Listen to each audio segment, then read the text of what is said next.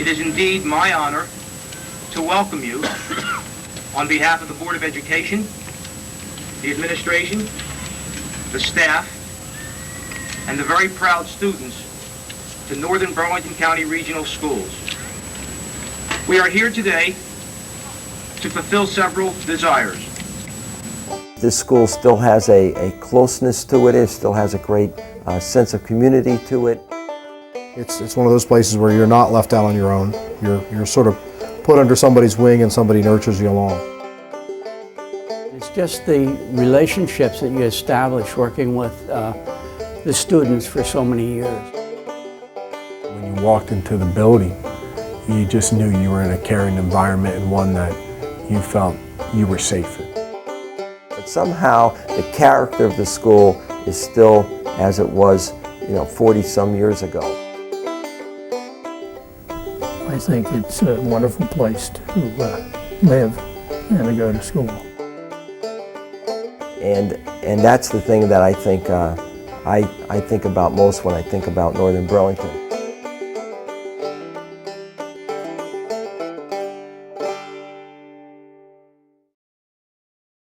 My name is Dick Lang, and I live in Chesterfield Township and have lived there since I was 6 years old. In the late 50s, it became evident that Bordentown High School was not adequate in size for Chesterfield Township, Mansfield Township, and also Springfield and North Hanover. They and the Bordentowns met together and tried to fashion a new school for the 11 school districts. Later on in the debates, there was some disagreement between the townships, and Bordentown Township and Fieldsboro retired from their efforts.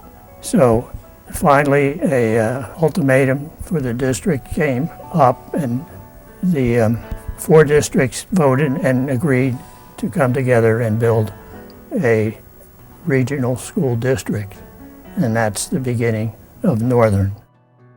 The original 40-acre plot of land chosen as a location was former farmland located on Mansfield Road East between routes 206 and 68. I came out when I found out about where this school was going to be built. I came out to take a look at it, and it was late in the fall. I remember the cabbages were still in the field and were decaying. They had a unique smell. When we opened the school, we had a 100, 200, and 300 building. There was no east building. There was no middle school. It was a campus-type arrangement that they built, yeah. And the buildings were separated, but just open walkways, not closed at all. Which led to some very interesting situations when we had storms. When we came, there was snow and rain coming through, and you walk through there. The first day of school, we were hit by a hurricane. Hurricane Donna, September 14th. Hurricane Donna slashes up from the Caribbean into Florida.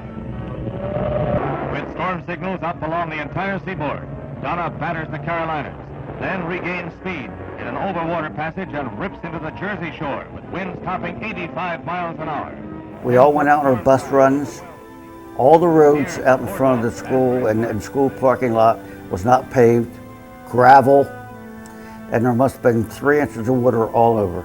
It was a mess. All 5 buses were stuck in the mud. We got all our students, pulled up. It was pouring rain. Got the students here. Everything seemed to go pretty good. We parked the buses, went home. And we brought our students in, and we lost the power, and we had to evacuate without any power in the place.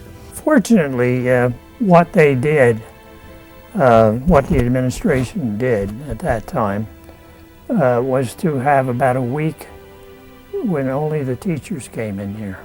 And there was a lot of orientation given. They were young, a lot of them were young, and they could take a problem that they didn't know about and handle it well. Got a call around 11:30 or 12 o'clock, come pick up all the students. Because of the new construction and things were not quite finished, I remember so clearly that there were leaks in the gym roof and the wooden floor expanded and the floor became undulated, I guess you'd say. Got the students home, tree limbs down. I was up around Ellisdale, had one of the longest runs. Got all the students home. They bought the janitors a four-wheel drive pickup. Whenever it rained, we had to get the truck ready to pull the cars out so the teachers could go home. No school till next Monday. So they had a half a day and school holidays and days off right until Monday. Another occurrence during the first year, we had a dedication scheduled for January. And it was going to be on a Sunday in January. The Friday, I believe it was, before that, the snow started. And it snowed most of the week. We were closed for the entire week, with the exception of Friday. We brought students in and had to take them home because there were so few here and roads were almost impassable even after a week. My name is Doug Johnson.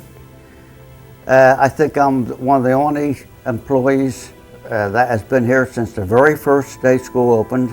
In fact, I drove the very first school bus out of here the very first day school opened. I was one of the original 5 bus drivers.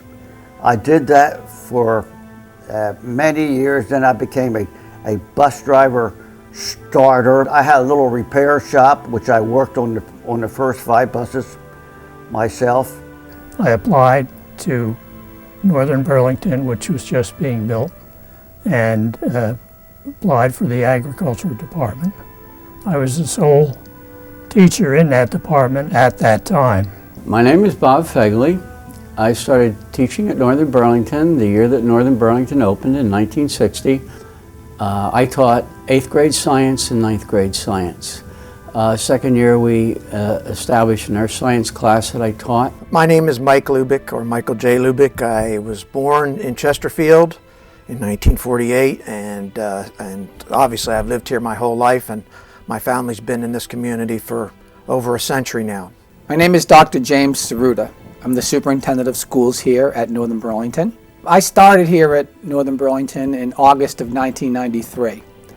I came at a time when the community was poised to grow, but not much growth was happening in the mid-90s. Through my tenure here, through the 20 years here, I've seen significant growth and significant change. My name is Charlie Pirrello. I've been a member of the school community for 42 years. I started here in 1969. During my tenure here at Northern Burlington, I started out as a middle school English teacher for 2 years, then moved on to a high school social studies position, which I held for many years, and then from there became a student assistance coordinator in the district and also worked as athletic coordinator in the middle school. As a 9th grader, I walked in here in September of 1962, weighing about 80 pounds soaking wet and scared to death as a freshman. My name's Debbie Wainwright Pirrello, and I've lived here my entire life in the community, and went to Columbus Elementary School and look forward to coming to Northern. Hi, I'm Dave Potts. I graduated from Northern Burlington in 1977. I actually started here in 7th grade, about 1971, I guess it is. My name is Amanda Rogers, and I've actually been a part of Northern since around 1977. I was a student here. I went through junior high, high school, and now I'm back as a teacher. Right when the Mr. Carlton Bullock retired, the original coordinator, I decided that I wanted to shut my little repair shop up, and I took the full-time job of transportation coordinator.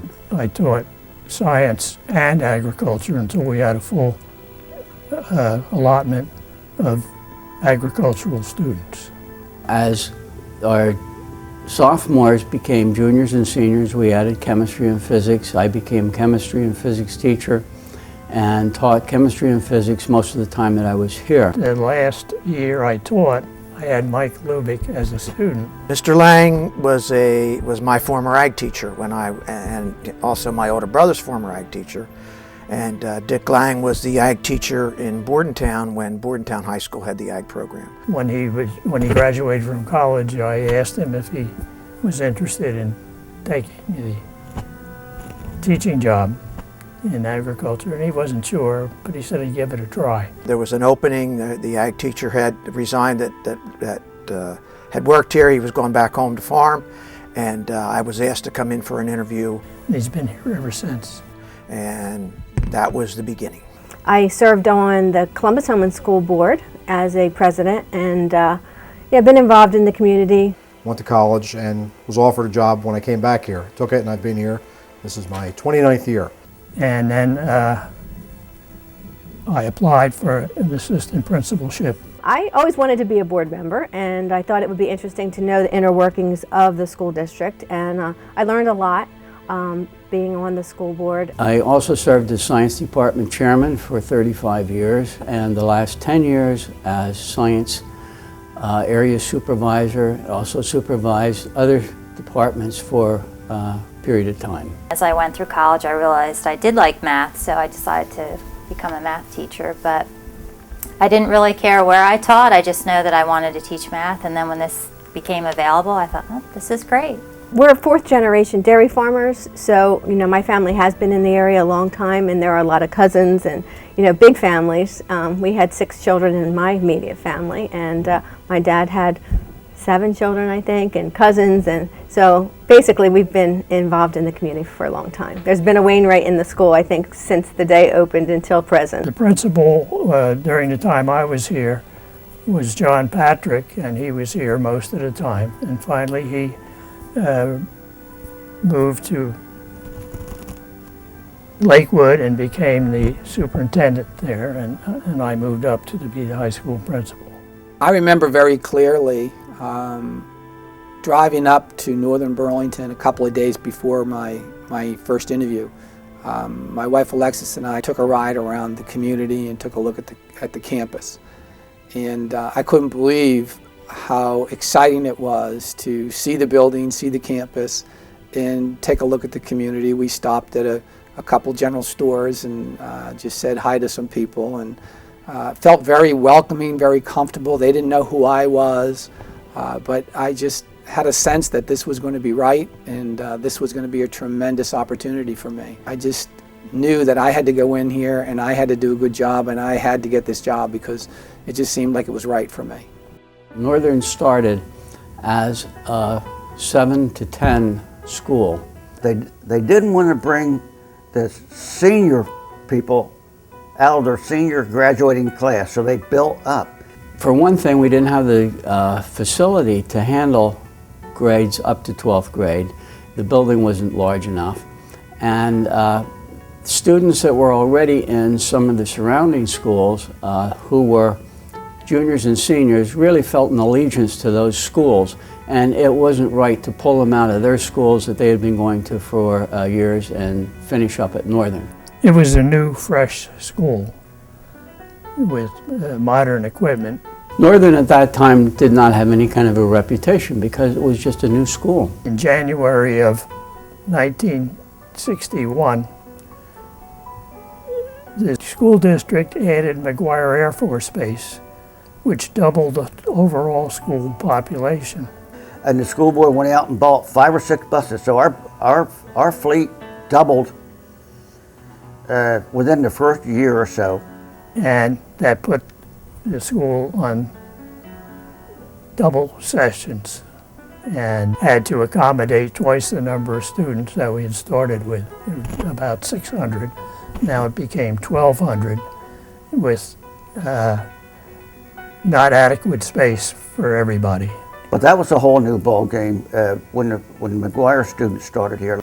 We had to try several different schedules to accommodate the McGuire students too. And we had the day shortened. The senior high school came in at around 7 o'clock in the morning, and then the junior high school came in around 11:30 in the morning. Just the 7th graders came in the morning with the upper I guess it was juniors and seniors at that time. I remember coming with the older kids and being a little intimidated. And we had drop periods, we had add periods, I can't even remember all of them. Our sports teams practiced in the mornings or in the afternoons, so we had an activity period that was 3 or 4 hours long, so we had a lot of time to practice, a lot of time to do homework outside of school, but schoolwork was really crammed into those 5 hours or so that you were here. As we went through school, you then went in the afternoons, and I can't recall when we switched over to afternoons. We were picking children up in the dark in the morning, letting them off at dark at night on the winter days. Also, because we were tight like that, we shared lockers. Half of them were used by high school students, and the other half had to be for the middle school students. And our lockers were only about 5 inches wide, and you had to fit your coat, your book bag, and a bunch of other stuff in there, and hope that your partner made sure it got locked every day. For 7 years, the administration tried to make different situations to accommodate all the students. Now, we did get some federal money along with the kids. The 500 building was added, the 400 building, and the auto shop at that time. And all these equipment came in, and we're, pouring concrete and digging with big machines and jackhammers and so forth. That was to get it done so that the additional rooms would be here in the next year. But the work was going on outside the windows of the school as classes were being taught inside the building. While these additions eased crowding for a while, increased enrollment from McGuire Air Force Base and aging students soon made the school once again too small to accommodate everyone. As a result, a new proposal was created to build a junior high school to house grades 7 and 8 in a separate 60,000 square foot building. This building would house the latest in educational technology and boasted of 30 new classrooms, a separate gymnasium, library, cafeteria, and main office. In addition, specially designed rooms for home economics, shop, and music were a keystone of this new facility. By the spring of 1963, the 10th grade class that opened the doors of Northern Burlington County Regional High School had matured into the first graduating class in the school's history, and 183 students participated in commencement ceremonies that year. It was the beginning of a new generation as NBC sent its first graduates out into the world to make a mark and proclaim the name of the Northern Burlington Greyhounds. The junior school construction was completed in September of 1964, and after a few days of continued double sessions at the beginning of the school year, 7th and 8th grade students moved into their new academic home and double sessions were over. I was the first administrator in the East Building, as you call it, and one of the things that happened was the glass windows with the wires in them were supposed to be made in the United States, and the architect looked at them and they were already installed and said they had to take them out because they had put Japanese glass in there. So in January of the year, they came in and took all the glass out, and the halls were getting snowed on and everything else. The Northern Burlington County Regional School District continued to grow throughout the remainder of the decade, prompting discussion about a new building as early as 1967. A proposal for construction of a new high school building to host the 10th through 12th grades was defeated, and the school was once again bound to a schedule of double sessions. I do believe 70 or 71, we were up to 38 buses, 2,300 students. When I went to school here, we were on a big upswing with the McGuire Military Complex, and I think we had around 2,200 students that attended. A plan developed to clear up instructional space and provide better educational resources by building a new media center. It was designed as a freestanding building and would house a new guidance center, conference room, a college career center, and an audiovisual department with a dark room and sound room and more. To this day, the media center is a hub of activity on campus and still houses many of those same facilities. Northern sports have always been a point of pride for students, alumni, and community alike. Over the years, many great athletes, teams, and coaches have made their mark on the culture of our school community. From the beginning, Northern athletics have stared down hardship and excelled in the face of adversity. In the fall of 1961, despite the absence of upperclassmen in a school of freshmen and sophomores, Northern set a 19-game basketball schedule under the leadership of Coach G. Randy Ackerman. They garnered their first win against Allentown after 4 straight losses to start the season.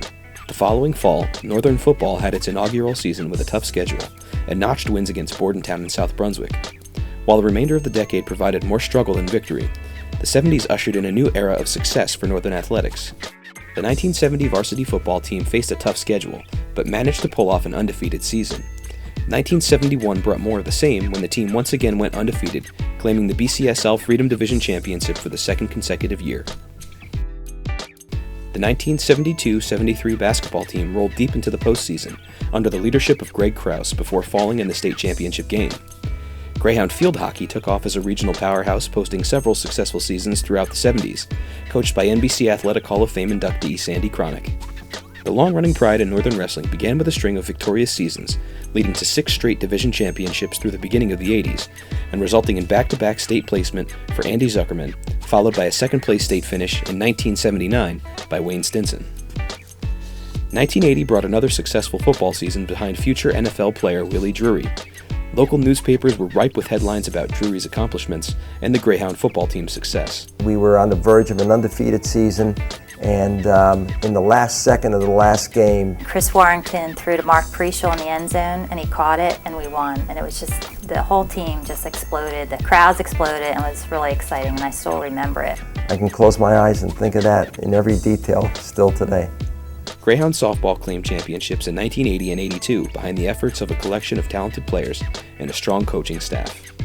When I arrived at Northern Burlington in 1993, there were intramural athletics in the middle school, and there were high school interscholastic athletics. But what was happening truly when you sit down and talk to the coaches and talk to the parents and talk to the athletic director, there was a real need to build our own sports teams. The varsity teams wanted to be as competitive as they could be, and the unfortunate circumstance at the time was that students were coming to the 7th grade and participating in intramural sports, and not until the 9th grade were they being exposed to interscholastic competition. So we felt like we were at a tremendous disadvantage, we being the students and the teams. So what we did was we introduced interscholastic athletics as a philosophy in the middle school, and we began with some of the more core programs, softball, baseball, and we grew to field hockey and basketball and wrestling, and now we have a full contingent of middle school sports. The 90s led to another football championship in 1995. The Northern boys bowling team notched a string of successful seasons in 96 and 97, and the field hockey team followed in 99 with a championship victory in the state final. The school started off the new millennium strong with a trip to the boys soccer state championship game. The underdog Greyhounds fought hard but ultimately fell to a strong Harrison team 3-0. But things improved with 2 state championships when the softball team capped off a strong 2002 season by claiming the Group 2 state championship over a strong Pompton Lakes team. Girls basketball followed the ensuing winter when they topped Newton 47-40 to claim the Group 2 state title on the efforts of a team led by future professional player Erica Davis. Down 12 points at the half, Coach Teresa Jennings' motivational words and their strong defensive performance helped propel them to victory. As the middle school sports were growing, high school sports were expanding. So we've since added, for example, the boys and girls lacrosse teams, volleyball, swimming. These are some of the new teams that have been added to just complete our offerings to our students. The ensuing years continued the Greyhound winning legacy in strong showings by wrestling in 2005, 2006, baseball in 07, 08, and 09, lacrosse in 2009, and more. Girls volleyball made a trip to the 2010 Group 3 state championship game, but fell 2-0 to a strong Ramapo team at William Patterson University. Recently, the NBC boys track team and football team have claimed division championships and continued on to the state finals. After more than 30 years and thousands of graduates, the Northern Burlington campus began to show the toll of 3 decades, leaving buildings and facilities in dire need of repair. When I arrived in 1993, the school facilities hadn't been renovated. There hadn't been really much attention paid to the instructional areas, specifically. In my first 2-3 years here, what we did was we formed a committee with community members. We had senior citizens on the committee, we had board members, we had faculty on the committee, parents. In essence, we toured the facilities and did an assessment, and it was clear that some of our key academic areas needed to be renovated and brought up to a current code. Also, some of the facilities were not ADA accessible. The ADA, or Americans with Disabilities Act, required public facilities to be accessible to the handicapped. So there was a state requirement to bring the facilities up to code, so that our handicapped students, community members, could have accessibility to all the buildings and all the classrooms. We looked to plan a referendum right around 1996 to bring the current facilities up to code. There are actually two proposals in this plan. The first proposal was for health and safety, and that's where we addressed all the health and safety issues that we talked about. The second question, actually, and part of the proposal, was for instructional enhancement, and both were overwhelmingly supported by the community. We looked at the construction of brand new science labs, brand new technology computer labs. We renovated many of our classrooms in both facilities here on campus, and we also constructed the new band room. We're pretty excited about this renovation project. Contractors tell us we'll be ready for school in September. So this is the new entranceway into the new addition in the high school. We've got some storage areas, we've got some offices, brand new science lab. It's pretty exciting. Probably the most significant hurdle was coordinating the construction around the instructional day. It was a project that included, for example, completely tearing out and replacing all the windows and doors in the facility.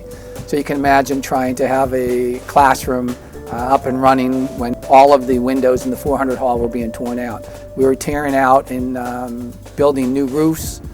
We were renovating in the classroom. We were with lights and ceilings and floors. It was very disruptive to the school day. I have to give credit to the faculty and their willingness to make things work, the administration, the community, the students. It was truly a team effort, and we persevered. During that project, we also laid the first local area network.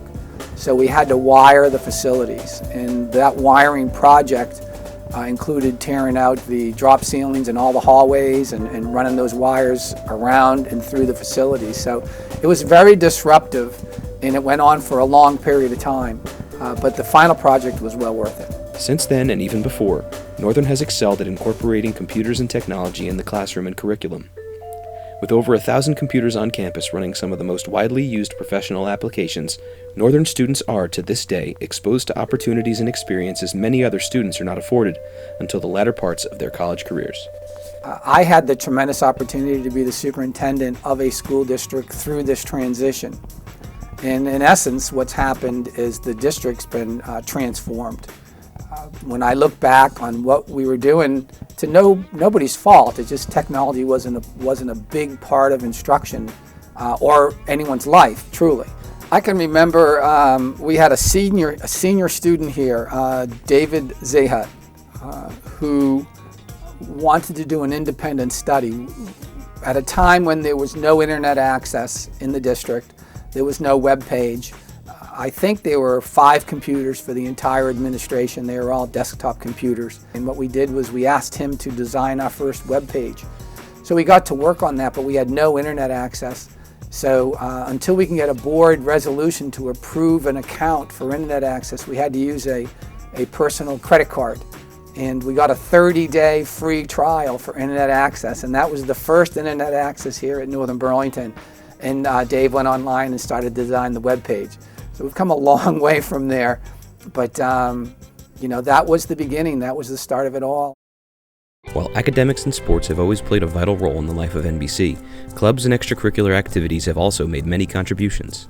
The past 50 years have seen students achieving accolades in many areas through the diverse array of specialized clubs and activities that Northern has offered students. I played clarinet the whole time I was here, 7th grade through 12th grade, and really loved music. I also liked the marching band. I was always I always wanted to be involved with government, and I think even in my freshman year I ran for office, and I may have been secretary or something, but I was always involved with student council. I was vice president of our senior class. I wanted to be on the color guard, so I did that my high school years. I was in class council. I did, I guess I was the vice president of student council, so pretty much anything that was going on I wanted to be involved in. And I also enjoyed the greenhouse. Mr. Mallison, John Mallison, was here at that time, and plant science was something new, and the greenhouse was new at that time. So it was interesting to go out there and work with your hands, and of course being a dairy farmer and being a farmer in my blood, that was neat to me, and I learned a lot of different things out there in the greenhouse. It's not just about going to class all the time, it's also about forming friendships outside of class and being in activities where you get to know people that way too. I always encourage the kids, get involved, join a club. There's something here for everybody.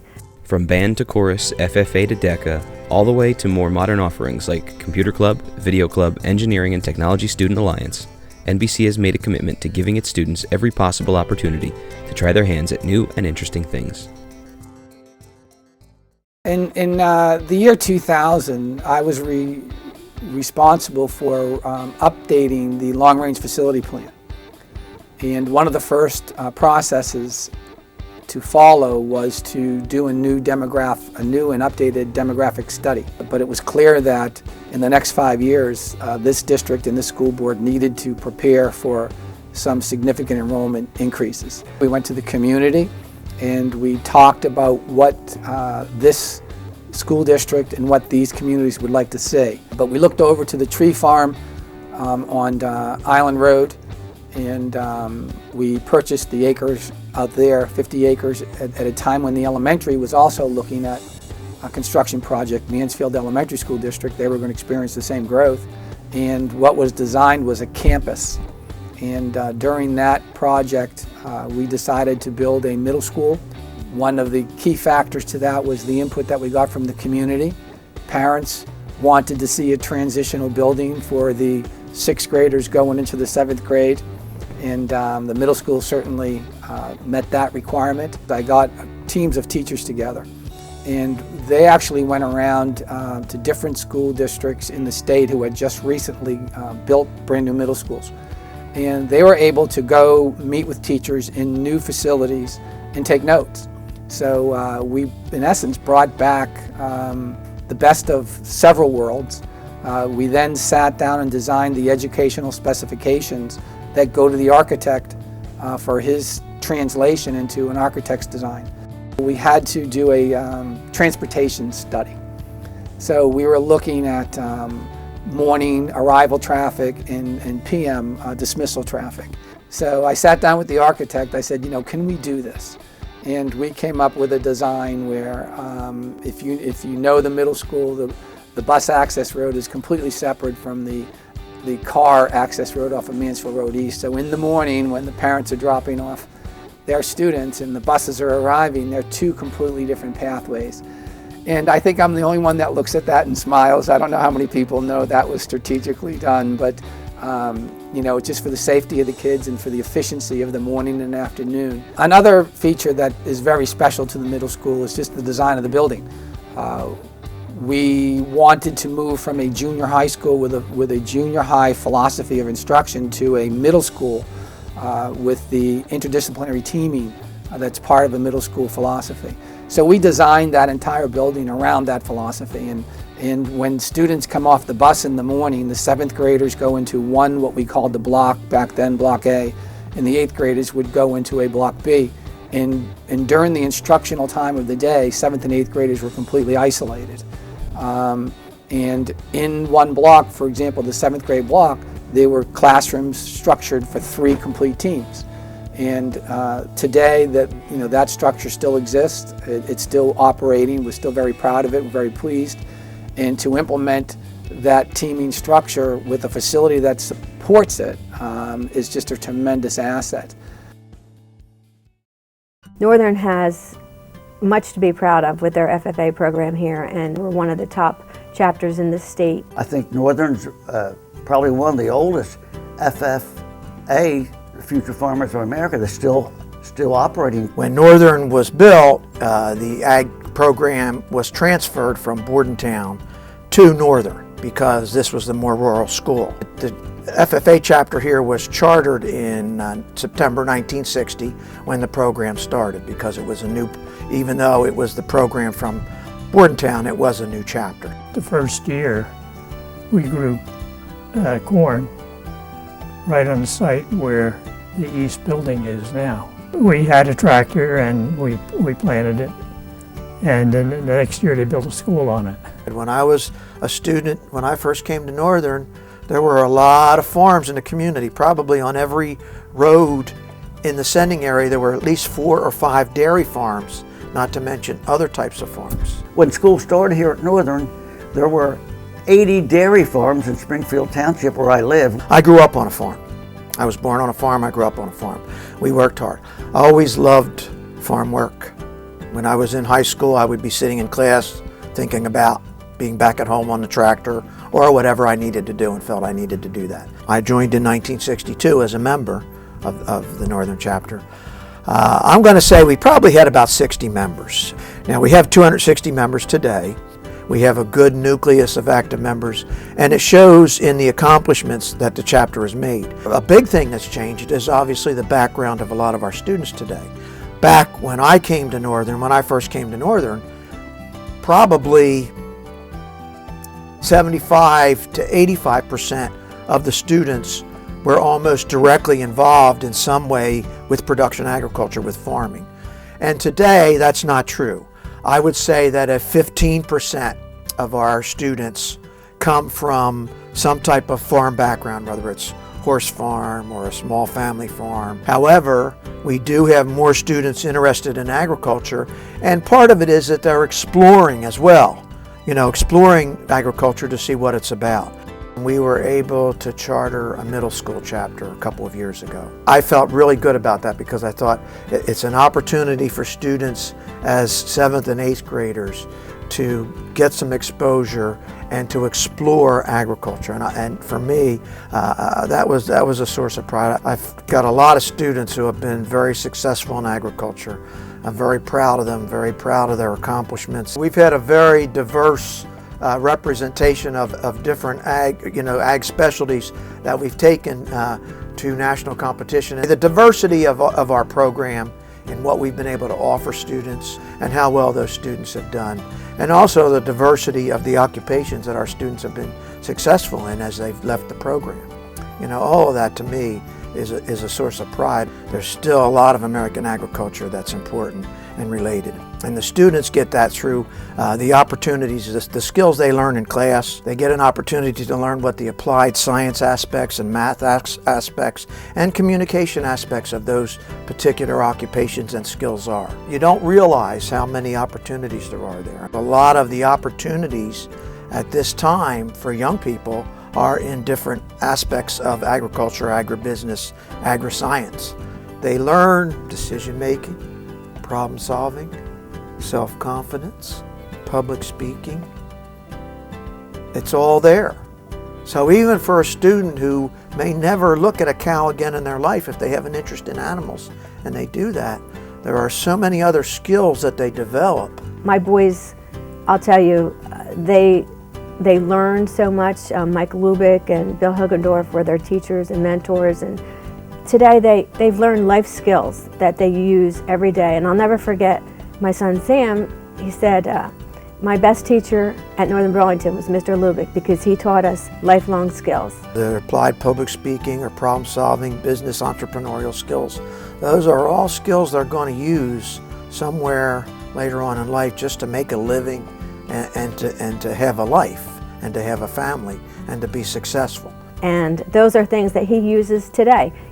Doing electrical, doing plumbing, knowing what wiring means in a house. They're all hands-on stuff, learning diesel mechanics and ag mechanics. And when I teach a student how to wire a basic electrical circuit, that's not just in teaching that student how to wire that circuit.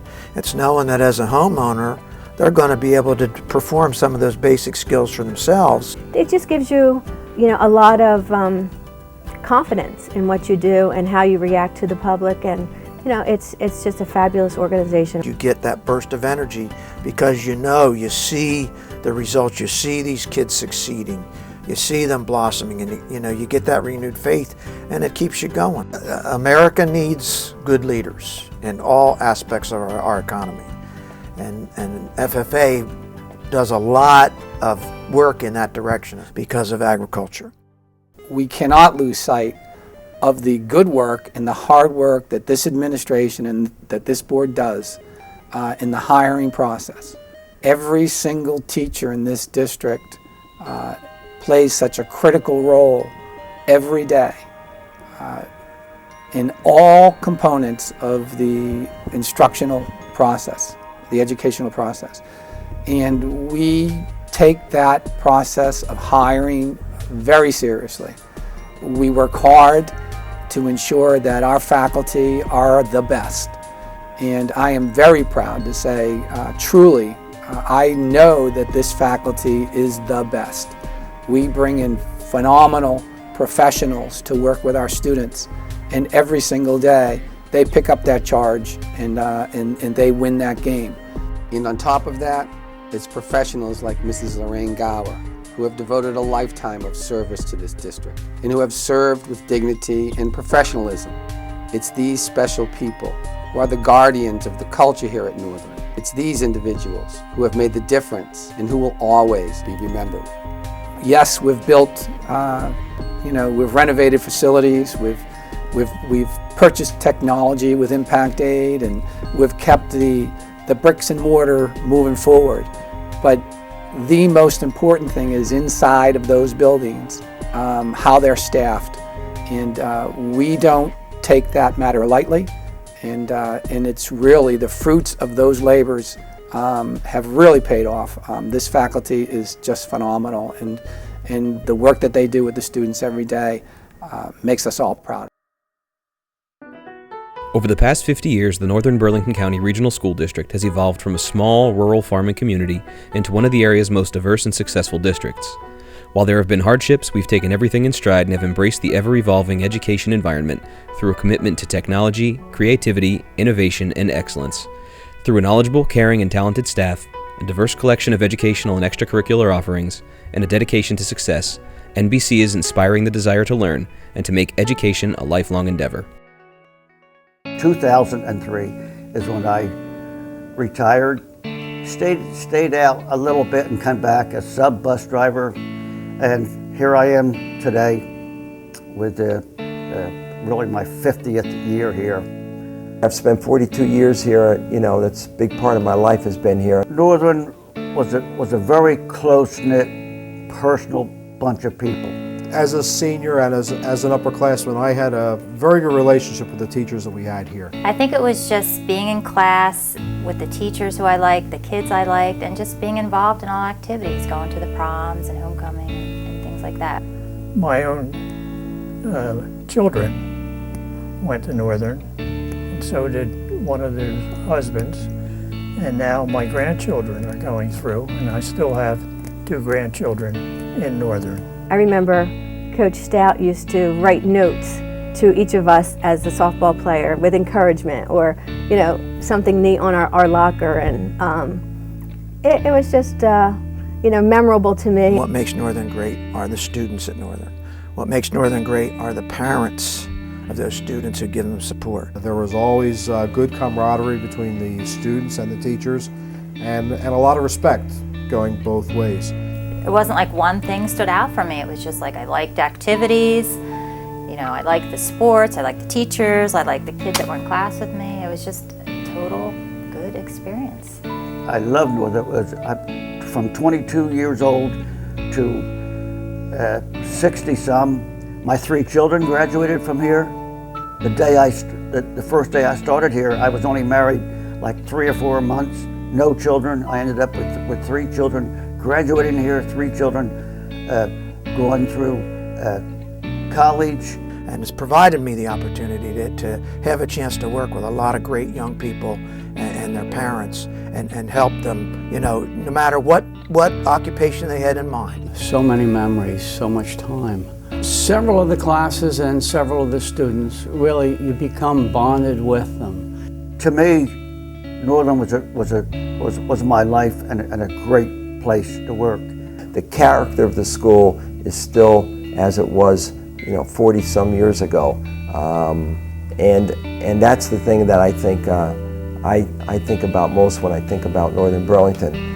I know I've gone to viewings of students' parents and was welcomed with open arms and hugs and kisses. When I came back in 1981 to fill in a spot, I was welcome. There was, always people asking to, to offer help, to assist. The bottom line is this school still has a closeness to it. It still has a great sense of community to it. And it's just the relationships that you establish working with the students for so many years. It's one of those places where you're not left out on your own. You're sort of put under somebody's wing and somebody nurtures you along. Things are getting better each and every year, and I'm just glad that I can still be a part of it. I just want this to be a place where kids want to come here to learn, and even if they just need to find a teacher that they can talk to all the time, because sometimes kids need that too, that they know that they can come here, they can talk to us, and if we can help them out, we'll help them out however we can.